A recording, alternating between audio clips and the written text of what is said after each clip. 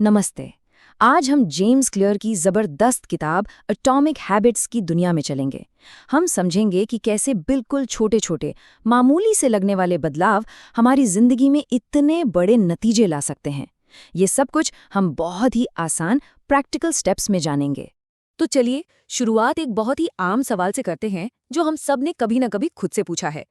वही अच्छी आदतें बनाना और फिर उन पे टिके रहना इतना मुश्किल क्यों होता है? हम सब नए साल पर बड़े बड़े संकल्प लेते हैं, बड़े गोल्स बनाते हैं, पर होता क्या है, कुछ ही हफ्तों में हम वापस अपनी पुरानी दुनिया में लौट आते हैं। तो इस गुत्थे को सुलझाने के लिए आज हम क्या-क्या देखने वाले हैं। सबसे पहले हम समझेंगे कि बड़े गोल्स के साथ असल में दिक्कत क्या है। फिर हम जानेंगे छोटी-छोटी आदतों की छिपी हुई ताकत के बारे में। उसके बाद हम बदलाव के 4 बहुत ही सरल नियम सीखेंगे और ये भी देखेंगे कि इन आदतों को हमेशा के लिए पक्का कैसे किया जाए। और आखिर में एक बहुत ही जरूरी बात पर गौर करेंगे। ठीक है, तो शुरू करते हैं। जेम्स क्लियर एक बहुत मजेदार बात कहते हैं। वो कहते हैं कि प्रॉब्लम हमारे गोल्स में नहीं है। सोचिए, जो जीतते हैं और जो हारते हैं, दोनों के लक्ष्य तो अक्सर एक जैसे ही होते हैं। असली फर्क गोल्स में नहीं, बल्कि उनके सिस्टम में होता है। मतलब वो छोटे छोटे काम, वो प्रक्रिया जिस पर वो रोज चलते हैं। तो गोल्स और सिस्टम में आखिर फर्क क्या है? देखिए, गोल्स वो नतीजे हैं जो हम पाना चाहते हैं, जैसे कि एक चैंपियनशिप जीतना। लेकिन सिस्टम वो प्रोसेस है जो हमें वहां तक ले जाता है, जैसे कि रोज प्रैक्टिस करने का रूटीन। गोल्स तो बस एक मंजिल है जो एक बार मिल जाती है, पर सिस्टम वो रास्ता है जो हमें लगातार आगे बढ़ाता रहता है। और यहीं पर एटॉमिक हैबिट्स का सबसे जरूरी आइडिया सामने आता है। देखो, बड़े बड़े बदलाव कभी भी रातों रात नहीं होते। वो तो इतने छोटे छोटे सुधारों से होते हैं जो शायद हमें नजर भी ना आए, पर वो रोज जुड़ते जाते हैं। इसे ही कहते हैं रोज सिर्फ 1% बेहतर बनना। और मजे की बात यह है कि हमें परफेक्ट होने की कोई जरूरत नहीं है। बस एक छोटा सा लक्ष्य बनाना है, हर दिन पिछले दिन से सिर्फ 1% बेहतर होना। ये इतना छोटा सुधार है कि शायद उस दिन हमें कोई फर्क महसूस भी ना हो। लेकिन इस 1% का जादू क्या है? जरा इस आंकड़े को देखिए। अगर हम हर दिन सिर्फ 1% बेहतर होते हैं, तो 1 साल के आखिर में हम 37 गुना बेहतर हो जाते हैं। यही है कंपाउंडिंग की असली ताकत, जो हमारी छोटी छोटी आदतों को इतने बड़े नतीजों में बदल देती है। लेकिन आदतें बनाने का जो सबसे गहरा राज है, वो कुछ और है। हमें सिर्फ ये नहीं सोचना कि हमें क्या हासिल करना है, बल्कि हमें ये सोचना है कि हम कौन बनना चाहते हैं। मतलब कि मुझे वजन घटाना है से ज्यादा जरूरी है सोचना कि मैं एक सेहतमंद इंसान हूं। इसे कहते हैं पहचान पर आधारित आदतें बनाना। तो सवाल है, ये सब करें कैसे? इसके लिए जेम्स क्लियर एक बहुत ही प्रैक्टिकल और आसान सा फ्रेमवर्क देते हैं, जिसे वो कहते हैं बदलाव के 4 नियम। ये अच्छी आदतें बनाने का एक सीधा साधा रोड मैप है। तो ये है वो 4 नियम। पहला, इसे स्पष्ट बनाएं। दूसरा, इसे आकर्षक बनाएं। तीसरा, इसे आसान बनाएं। और चौथा, इसे संतोषजनक बनाएं। चलिए अब हर एक नियम को कुछ बहुत ही सिंपल उदाहरणों से समझते हैं। पहला नियम है, इसे स्पष्ट बनाएं। हमारी आदतें असल में किसी इशारे या संकेत से शुरू होती हैं। तो अगर कोई अच्छी आदत अपनानी है, तो उसके संकेत को अपने आसपास के माहौल में बिल्कुल साफ साफ सामने रखना होगा। जैसे अगर रोज वर्कआउट करना चाहते हैं, तो रात में ही अपने कपड़े निकालकर रख दीजिए। अगर हेल्दी खाना है, तो फलों को किचन काउंटर पर सजा कर रखें, अलमारी में छुपाकर नहीं। और अपनी पानी की बोतल को हमेशा अपनी डेस्क पर सामने रखें। इससे सही काम करने का इशारा बार बार मिलता रहता है। दूसरा नियम है, इसे आकर्षक बनाएं। सीधी सी बात है, अगर कोई काम मजेदार या फायदेमंद लगता है, तो हम उसे करना चाहेंगे। तो हमें अपनी नई आदतों को किसी ऐसी चीज से जोड़ना होगा जो हमें पहले से ही पसंद हो। जैसे कि कोई ऐसी एक्सरसाइज चुनिए जिसमें आपको वाकई मजा आता हो, जैसे डांस करना या साइकिल चलाना, या फिर अपना फेवरेट पॉडकास्ट सुनते हुए वॉक पर जाइए। और एक बहुत ज़रूरी बात, ऐसे लोगों के साथ उठिए बैठिए जहां अच्छी आदतें एक नॉर्मल बात हो। अच्छा, अब तीसरा नियम है, इसे आसान बनाएं। देखिए, हमारा दिमाग हमेशा कम मेहनत वाला रास्ता ढूंढता है। इसलिए अपनी अच्छी आदतों को शुरू करने में जो भी रुकावटें हैं, उन्हें हटाना या कम करना बहुत ज़रूरी है। और इसका सबसे अच्छा तरीका है 2 मिनट का नियम। कोई भी नई आदत हो, उसे बस 2 मिनट से शुरू करें। रोज किताब पढ़नी है, बस 1 पेज पढ़िए। मेडिटेशन करना है, बस 2 मिनट के लिए बैठ जाइए। शुरुआत जितनी आसान होगी, आदत के टिकने की उम्मीद उतनी ही ज्यादा होगी। और चौथा और आखिरी नियम है, इसे संतोषजनक बनाएं। हमारा दिमाग उन कामों को दोहराना चाहता है जिन्हें करने के बाद हमें तुरंत अच्छा महसूस होता है। इसलिए ये बहुत ज़रूरी है कि आदत पूरी होने पर हमें फ़ौरन कोई छोटा-मोटा इनाम मिले। अब ये इनाम कुछ भी हो सकता है, जैसे कि अपनी प्रोग्रेस को एक कैलेंडर पे मार्क करना, रोज उस लाइन को आगे बढ़ते हुए देखना, अपने आप में एक बहुत बड़ा इनाम है। इससे दिमाग को एक पॉजिटिव सिग्नल मिलता है कि अरे वाह, ये काम तो दोबारा करना चाहिए। अब जो बात इन चारों नियमों को और भी पावरफुल बनाती है, वो ये है कि इन्हें बस उल्टा कर दीजिए और आप बुरी आदतों को भी तोड़ सकते हैं। अच्छी आदत के लिए उसे स्पष्ट बनाना था, तो बुरी आदत को अदृश्य बना दो, छुपा दो। उसे आकर्षक की जगह अनाकर्षक बनाओ, आसान की जगह मुश्किल बनाओ और संतोषजनक की जगह असंतोषजनक। ये आदतों को बदलने का एक पूरा साइंस है। चलिए, नियम तो हमने जान लिए, पर आदतों को लंबे समय तक बनाएं कैसे रखें? इसके लिए भी कुछ बहुत ही आसान लेकिन मजबूत तरीके हैं। एक बहुत ही कमाल की टेक्निक है हैबिट स्टैकिंग। इसका फॉर्मूला एकदम सिंपल है। अपनी किसी पुरानी पक्की आदत के फौरन बाद अपनी नई आदत को जोड़ दीजिए। जैसे सुबह की चाय पीने के ठीक बाद मैं 1 मिनट के लिए मेडिटेशन करूंगा। यहाँ पर पुरानी आदत नई आदत के लिए एक रिमाइंडर बन जाती है। और हाँ, अपनी तरक्की को ट्रैक करना, मतलब उस पर नजर रखना बहुत जरूरी है। जब हम अपनी छोटी छोटी जीतों को देख पाते हैं, जैसे किसी हैबिट ट्रैकर पर, तो आगे बढ़ने का मोटिवेशन अपने आप मिलता है। ये हमें तुरंत खुशी देता है और याद दिलाता है कि हमारी मेहनत बेकार नहीं जा रही। तो चलिए, अब इस पूरी बातचीत को इसके सबसे जरूरी सबक के साथ खत्म करते हैं। आखिर बदलाव का सबसे बड़ा राज क्या है? वो इस एक लाइन में छिपा है। हमारा हर काम उस इंसान के लिए एक वोट है जो हम बनना चाहते हैं। सोचिए, हर बार जब आप वर्कआउट करते हैं तो आप एक फिट इंसान होने के लिए वोट करते हैं। हर बार जब आप कुछ नया सीखते हैं तो आप एक समझदार इंसान होने के लिए वोट करते हैं। हमारी छोटी छोटी आदतें सिर्फ हमारे नतीजे नहीं बदलती, वो धीरे धीरे हमारी पहचान बना देती हैं। और यकीन मानिए, यही सबसे बड़ा बदलाव है। कि महज एक फॉर्म के डिजाइन ने स्वीडन में करीब 86% लोगों को अंगदान करने पर मजबूर कर दिया। और वो भी तब जब उनके ठीक बगल वाले देश डेनमार्क में सिर्फ 4% लोगों ने ऐसा किया। बिल्कुल, मतलब दोनों देशों का कल्चर लगभग एक जैसा है, लोग भी एक जैसे हैं, तो फिर इतना बड़ा फर्क कैसे आ गया? यही तो वो अदृश्य ताकत है जो हमारी जिंदगी चला रही है। हम अक्सर सोचते हैं कि खुद को बदलने के लिए हमें एक नया इंसान बनना पड़ेगा। हाँ, रातों रात अपनी सारी बुरी आदतें छोड़नी पड़ेंगी। सही बात है, लेकिन जब हम आदत निर्माण के विज्ञान को, मतलब हैबिट साइंस को गहराई से खंगालते हैं तो पता चलता है कि असली बदलाव बहुत ही सूक्ष्म स्तर पर होता है। और आज की इस गहरी चर्चा का मकसद इसी विज्ञान को डिकोड करना है। हमने जेम्स क्लियर की मशहूर किताब एटॉमिक हैबिट्स, कुछ बेहद दिलचस्प मनोवैज्ञानिक शोध पत्रों और ट्रेनर आर्टिकल्स भी। हाँ, ट्रेनर आर्टिकल्स और रेडिट की लंबी बहसों को खंगाला है। इन सारे स्रोतों का निचोड़ निकालकर हम ये समझने की कोशिश करेंगे कि कैसे बिना किसी इंफॉर्मेशन ओवरलोड के छोटे और व्यावहारिक बदलाव लाए जा सकते हैं, जो किसी भी इंसान के मानसिक स्वास्थ्य, फिटनेस और करियर को हमेशा के लिए बदल सकते हैं। चलिए इसे थोड़ा विस्तार से समझते हैं। इस चर्चा की जरूरत इसलिए भी है क्योंकि ज्यादातर लोग बदलाव की कोशिश तो करते हैं, लेकिन कुछ ही हफ्तों में पुरानी दिनचर्या पर वापस लौट आते हैं। बिल्कुल, लोग एक झटके में 10 किलो वजन कम करने या फिर रातों रात एक सफल बिजनेस खड़ा करने का सपना देखते हैं।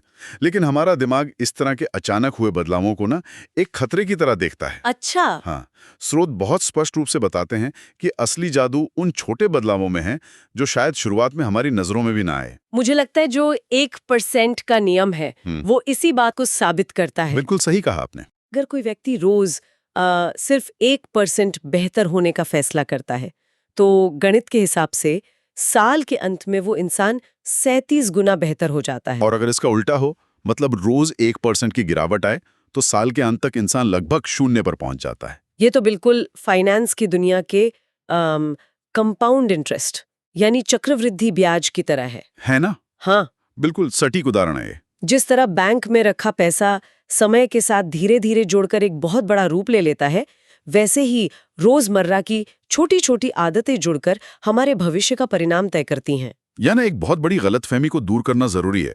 जब लोग असफल होते हैं तो वो अक्सर खुद को कमजोर इच्छा शक्ति वाला मानकर दोष देने लगते हैं। हाँ, लोग सोचते हैं कि मुझ में ही कोई कमी है। लेकिन यहाँ जो सबसे रोचक बात है वो जेम्स क्लियर अपनी किताब में बताते हैं। वो एक स्पष्ट और गहरा अंतर बताते हैं लक्ष्य बनाम सिस्टम के बीच। मतलब गोल्स और सिस्टम्स। हाँ, समस्या इंसान में नहीं है, समस्या उस सिस्टम में है जिसे बदलाव के लिए इस्तेमाल किया जा रहा है। तो गोल्स और सिस्टम के बीच का ये जो बुनियादी फर्क है, ये काम कैसे करता है? क्योंकि हर कोई यही सिखाता है कि जीवन में लक्ष्य होना जरूरी है। देखिए, लक्ष्य होना दिशा तय करने के लिए ठीक है, लेकिन लक्ष्य इस बारे में होते हैं कि क्या परिणाम पाना है, जैसे एक मैराथन दौड़ना। सही। और सिस्टम उन प्रक्रियाओं के बारे में है जो उस परिणाम तक ले जाती हैं, जैसे रोज सुबह उठकर जूतों के फीते बांधना और ट्रैक पर जाना। तो मतलब फोकस सिस्टम पे होना चाहिए। बिल्कुल। किसी भी रेस में जीतने वाले और हारने वाले दोनों का लक्ष्य एक ही होता है, रेस जीतना।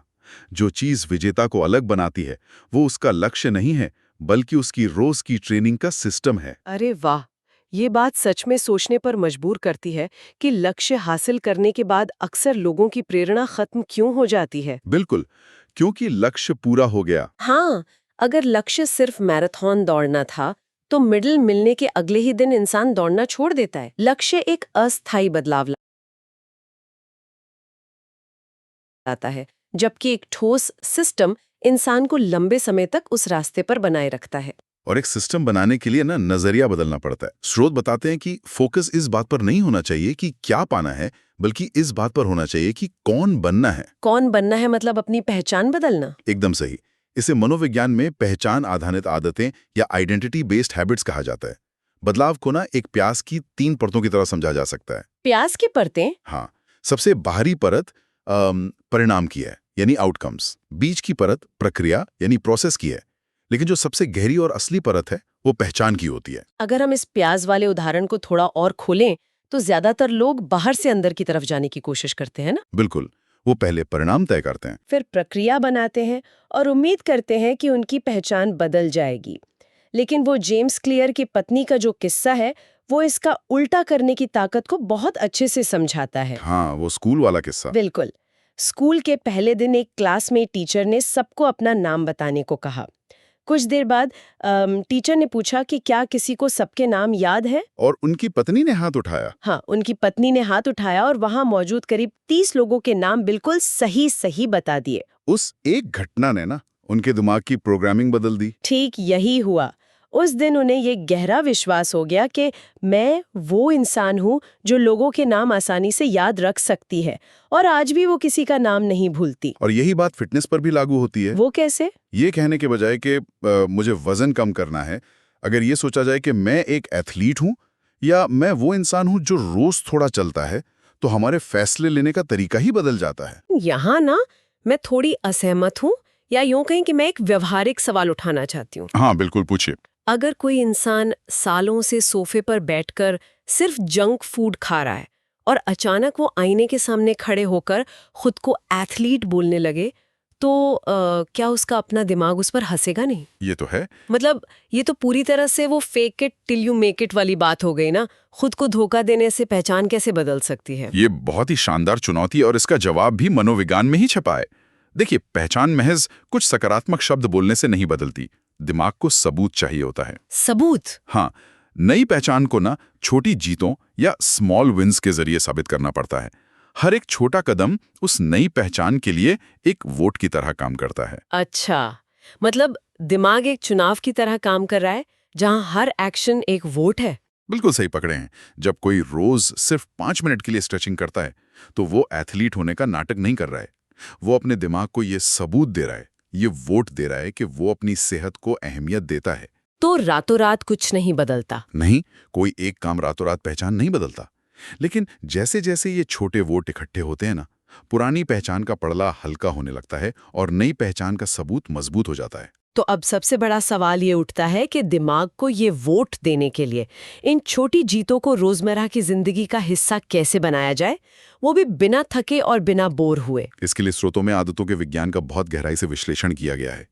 किसी भी आदत के पीछे एक हैबिट लूप या आदत का चक्र काम करता है। और न्यूरोलॉजी के नजरिए से इसके 4 हिस्से होते हैं, है ना? हाँ, संकेत, लालसा, प्रतिक्रिया और इनाम, मतलब क्यू, क्रेविंग, रिस्पॉन्स और रिवॉर्ड। बिल्कुल। जब भी कोई संकेत मिलता है, दिमाग में डोपामीन रिलीज होता है, जो उस काम को करने की लालसा पैदा करता है। और इसी लूप को हैक करने के लिए व्यवहार परिवर्तन के 4 नियम बनाए गए हैं।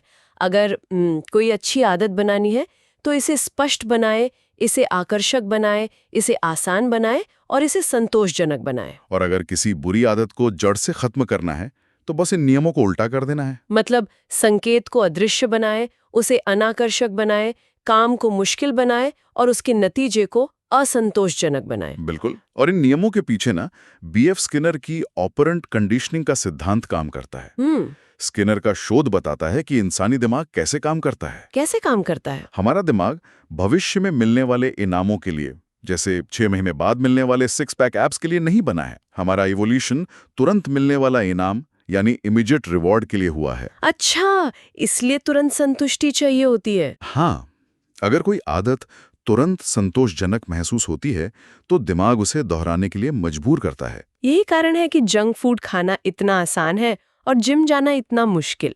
जंक फूड खाते ही तुरंत स्वाद और वो डोपामाइन मिलता है, लेकिन जिम का इनाम महीनों बाद मिलता है, जबकि शुरुआत में सिर्फ दर्द मिलता है। एकदम सही। और इस समस्या को सुलझाने के लिए ना टेम्पटेशन बंडलिंग यानी लालच को जोड़ना और प्री मैक प्रिंसिपल का इस्तेमाल किया जा सकता है। वो क्या होता है? जो काम करना जरूरी है लेकिन मुश्किल है, उसे उस काम के साथ जोड़ देना जो करना बहुत पसंद है। हाँ, जैसे अगर किसी को अपना कमरा साफ करने से नफरत है लेकिन उसे अपना पसंदीदा पॉडकास्ट सुनना बहुत पसंद है, तो वो ये नियम बना सकता है कि वो पॉडकास्ट तभी सुनेगा जब वो सफाई कर रहा हो। बिल्कुल। एक और बहुत ही दिलचस्प तरीका जो स्रोतों में मिला वो है हैबिट स्टैकिंग या आदतों की चेन बनाना। हाँ, इसमें पुरानी पक्की आदतों को नई आदतों के लिए ट्रिगर या संकेत बना दिया जाता है। जैसे ही सुबह कॉफी की मशीन ऑन हो, उसके तुरंत बाद एक सेब खाना या 5 मिनट ध्यान लगाना। कॉफी बनाने की आदत पहले से ही पक्की है, उसके लिए कोई मोटिवेशन नहीं चाहिए। और वो पक्की आदत नई आदत को अपने आप खींच लाती है। बिल्कुल। देखिए, मोटिवेशन या प्रेरणा की बात करें ना, तो समाज ने इसे बहुत ज्यादा तवज्जो दे रखी है। असल में प्रेरणा एक धोखेबाज भावना है। धोखेबाज? हाँ, ये कभी रहती है, कभी गायब हो जाती है। अगर हम इसे बड़े परिप्रेक्ष्य में देखें तो हमारा ज्यादातर व्यवहार हमारे वातावरण के डिफॉल्ट विकल्पों का ही परिणाम है। और यहीं पर शुरुआत में दिए गए उस अंगदान वाले उदाहरण का रहस्य खुलता है। डेनमार्क और स्वीडन के बीच वो 4% बनाम 86% का जो फर्क था, वो महज फॉर्म के डिजाइन का था। बिल्कुल। डेनमार्क के फॉर्म में ऑप्ट इन विकल्प था, यानी अगर आप अंगदान करना चाहते हैं तो यहाँ टिक करें। लोगों ने कुछ नहीं किया। स्वीडन के फॉर्म में ऑप्ट आउट विकल्प था, यानी अगर आप अंगदान नहीं करना चाहते हैं तो यहाँ टिक करें। और वहां भी लोगों ने कुछ नहीं किया। हाँ, इंसान फितरत से उस रास्ते को चुनता है जहां सबसे कम मेहनत लगे।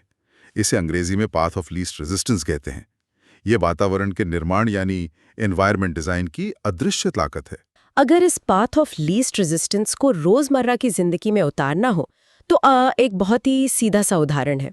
मान लीजिए किसी को टीवी देखने की बुरी आदत छोड़नी है और किताबें पढ़ने की आदत डालनी है। तो क्या करना चाहिए? टीवी का रिमोट हमेशा सामने टेबल पर रखा होता है, जो कि स्पष्ट और आसान है। इसे उल्टा करने के लिए रिमोट की बैटरियां निकालकर दूसरे कमरे की दराज में छुपा दें और उसकी जगह टेबल पर एक अच्छी किताब रख दें। अरे वाह, ये तो बहुत ही प्रैक्टिकल है। हाँ, बुरी आदत के बीच कदम और घर्षण बढ़ा दें और अच्छी आदत के बीच की दूरी कम कर दें। सही बात है। जब आपका आसपास का माहौल ही आपको सही दिशा में धकेल रहा हो तो रोज रोज अपनी इच्छा शक्ति या विल पावर से लड़ने की जरूरत नहीं पड़ती। लेकिन माहौल सेट होने के बाद भी ना, कई बार ऐसा होता है कि सोफे से उठकर काम शुरू करने में एक अजीब सा मानसिक भारीपन महसूस होता है। उस शुरुआती झिझक या आलस को कैसे तोड़ा जाए? इसे ना उत्पादकता का भौतिकी या फिजिक्स ऑफ प्रोडक्टिविटी कहा जा सकता है। न्यूटन के पहले नियम की तरह जो चीज रुकी है वो रुकी रहना चाहती है और जो चल रही है वो चलती रहना चाहती है। ज्यादातर लोग सोचते हैं कि काम शुरू करने के लिए पहले प्रेरणा की जरूरत होती है, लेकिन मनोविज्ञान कहता है कि प्रेरणा अक्सर काम शुरू करने के बाद पैदा होती है। बिल्कुल। और इस शुरुआती घर्षण को खत्म करने के लिए 2 मिनट का नियम एक मास्टर स्ट्रोक है। 2 मिनट रूल। हाँ, किसी भी नई आदत को इतना छोटा कर दें कि उसे करने में सिर्फ 2 मिनट लगें।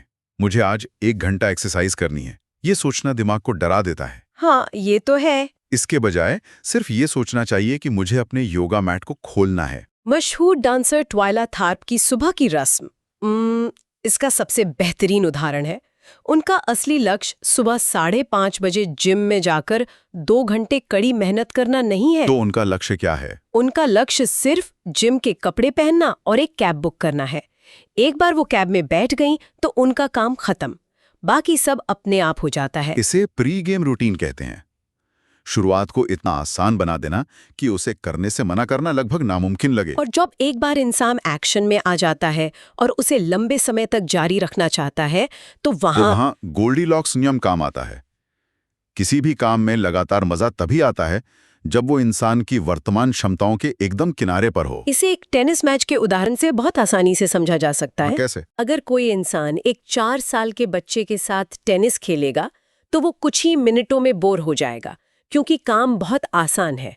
और अगर वही इंसान सेरेना विलियम्स के खिलाफ कोर्ट में उतर जाए तो वो बुरी तरह निराश हो जाएगा, क्योंकि चुनौती बहुत बड़ी है। लेकिन अगर मुकाबला एक ऐसे खिलाड़ी से हो जिसका स्तर बिल्कुल बराबर का है, जहां 1 पॉइंट जीतने के लिए पूरी ताकत लगानी पड़े, तो इंसान उस खेल में पूरी तरह डूब जाता है, समय का पता ही नहीं चलता।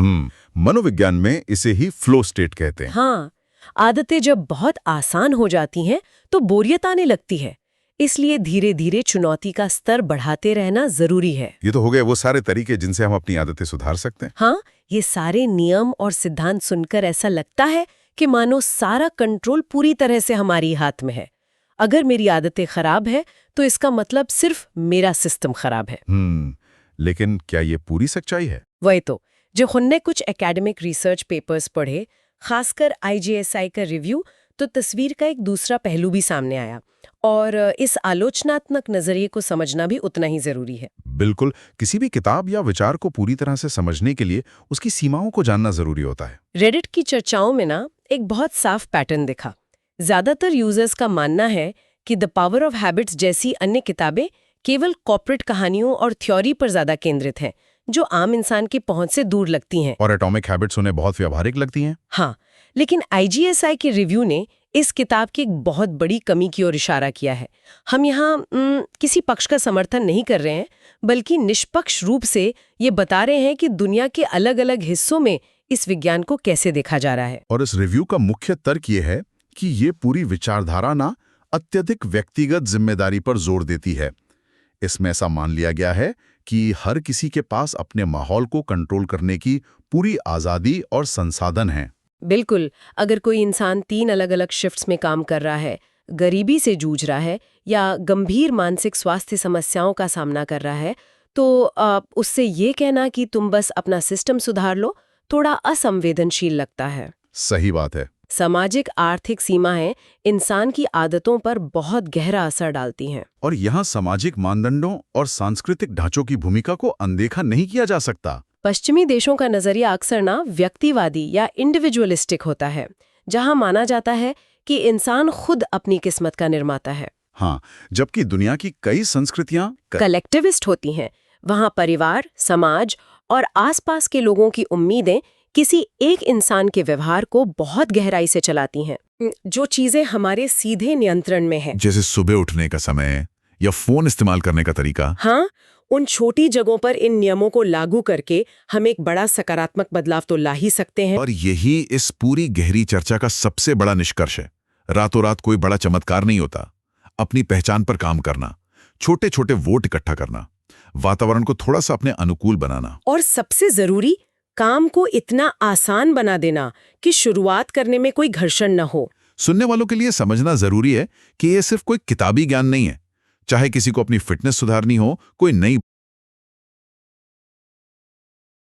भाषा सीखनी हो या अपने करियर में आगे बढ़ना हो। ये 4 नियम आज अभी से लागू किए जा सकते हैं। बस 1% बेहतर होने की सोच ही वो धुरी है जिस पर बड़ी सफलताओं का पहिया घूमता है। बिल्कुल। लेकिन चर्चा को खत्म करने से पहले मैं एक ऐसा विचार छोड़ना चाहती हूँ जो स्रोतों में सीधे तौर पर नहीं था, लेकिन इसी विषय का एक बहुत बड़ा विस्तार है। वो क्या है? जरा सोचिए, अगर हमारी आदतें हमारे आसपास के माहौल और समाज के डिफ़ॉल्ट सिस्टम से इतनी ज़्यादा प्रभावित होती हैं, तो क्या होगा अगर हम इन नियमों का इस्तेमाल सिर्फ अपने व्यक्तिगत जीवन के लिए नहीं, बल्कि शहरों के निर्माण और सार्वजनिक नीतियों को डिजाइन करने में करें? अरे वाह, ये तो एक बहुत ही शक्तिशाली नजरिया है। मतलब व्यक्तिगत बदलाव से उठकर सामूहिक बदलाव की ओर देखना। सोचिए, अगर किसी शहर का बुनियादी ढांचा ही ऐसा बना हो कि वहां कार चलाना बहुत मुश्किल हो और पैदल चलना या साइकिल चलाना सबसे सुरक्षित, आकर्षक और आसान विकल्प हो, या स्कूलों और दफ्तरों का डिफॉल्ट मेन्यू ही ऐसा हो कि जंक फूड मिलना मुश्किल हो और ताज़ा सेहतमंद खाना सबसे आसान विकल्प हो। बिल्कुल।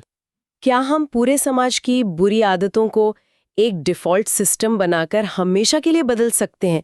ये व्यक्तिगत इच्छा शक्ति की नहीं, बल्कि सिस्टम की जीत होगी। एक ऐसा माहौल जहां सही काम करना सबसे आसान काम बन जाए। तो अगली बार जब भी किसी को लगे कि अच्छी आदतें नहीं बन पा रही हैं, तो खुद को या अपनी इच्छा शक्ति को दोष देने से पहले अपने आसपास के माहौल की डिजाइन को देखिएगा। क्योंकि आदतों की दुनिया में सुधार की शुरुआत खुद पर शक करने से नहीं, बल्कि अपने सिस्टम को एक इंजीनियर की तरह देखने से होती है। छोटी आदतों पर ध्यान दीजिए, क्योंकि असल में वही वो अदृश्य ताकतें हैं जो भविष्य का निर्माण करती हैं।